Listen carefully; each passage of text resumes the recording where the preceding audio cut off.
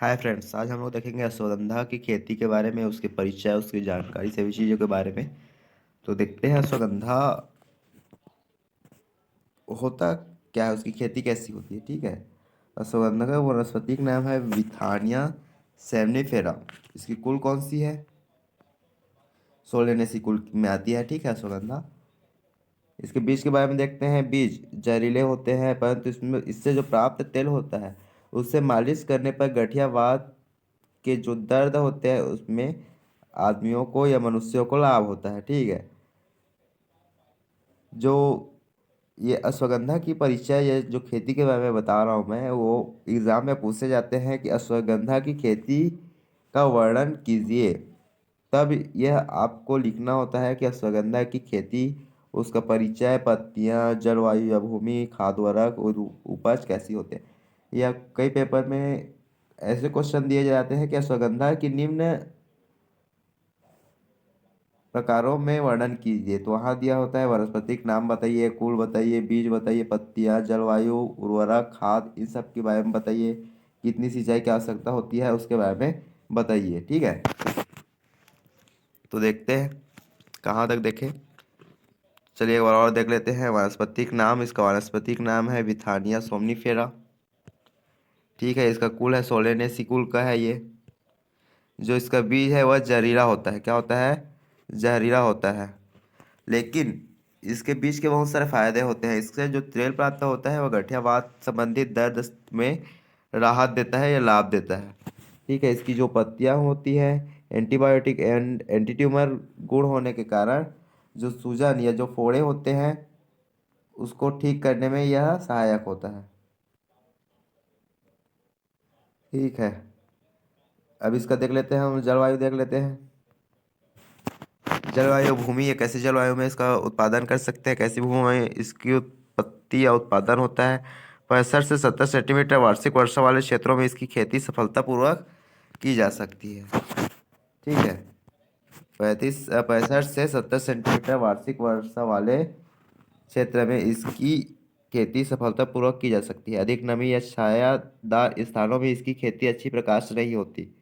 ठीक है। जहाँ अधिक नमी होती है या जहाँ अधिक छाया पड़ता है वहाँ इसकी खेती सफलतापूर्वक नहीं होती है या अच्छी प्रकार से नहीं होती। अधिक वर्षा फसल के लिए हानिकारक होती है, अतः शुष्क जल वायु इस फसल के लिए अच्छी मानी जाती है।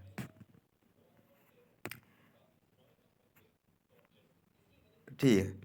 आगे देख लेते हैं। जलवायु देख लिए, खाद्य और उर्वरक देख लेते हैं। पूछता है खाद्य और उर्वरक के बारे में बताइए। खाद और उर्वरक, चूंकि अश्वगंधा की खेती शुष्क क्षेत्र में की जाती है इसलिए खाद और उर्वरक की कम मात्रा लगती है। फिर भी गोबर की सड़ी हुई खाद 2.5 क्विंटल खाद प्रति हेक्टेयर, साथ में 12 किलो नाइट्रोजन, 25 किलो सुपर देने से उपज बढ़ती है, उपज में बढ़ोतरी होती है। ठीक है। देख लेते हैं सिंचाई, कितनी सिंचाई की आवश्यकता होती है अश्वगंधा की खेती के लिए। अश्वगंधा की खेती के लिए फसल के एक कम नमी चाहिए। अश्वगंधा की फसल के कम नमी की आवश्यकता होती है।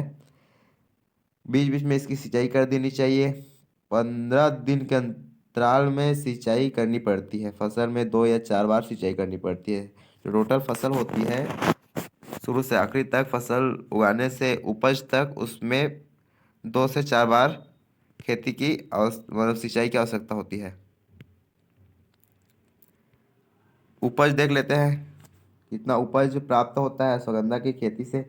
अच्छी फसल से 6 से 8 क्विंटल जड़ें तथा 150 से 200 किलोग्राम बीज प्राप्त हो सकता है। ये प्राप्त हो जाता है। औसत पैदावार 4 से 5 क्विंटल जड़ें तथा 40 से 50 किलोग्राम बीज प्रति हेक्टेयर मिल जाता है औसत। और अगर फसल अच्छी हो तो 6 से 8 क्विंटल जड़ें और 150 से 250 किलोग्राम बीज प्राप्त हो जाता है। ठीक है। इसका क्वेश्चन कैसे आता है? अश्वगंधा की खेती का वर्णन निम्न बिंदुओं में कीजिए। अगर 5 नंबर क्वेश्चन आएगा तो 5 दे देगा। पहला देगा वानस्पतिक नाम बताइए, कुल बताइए, बीज बताइए, पत्तियां, जलवायु, भूमि। ठीक है। लेकिन मेन इसमें आता है अश्वगंधा की खेती का निम्न प्रकार से वर्णन कीजिए, निम्न बिंदुओं पर वर्णन कीजिए। वानस्पतिक नाम पूछता है, कुल पूछेगा ही, बीज पूछेगा ही, जलवायु भूमि पूछेगा, खाद उर्वरक पूछेगा, सिंचाई पूछेगा और उपज पूछेगा। ठीक है। 5 इस नंबर क्वेश्चन ये आते ही हैं। अगर वीडियो अच्छी लगी हो तो लाइक, कमेंट, शेयर और सब्सक्राइब जरूर करें।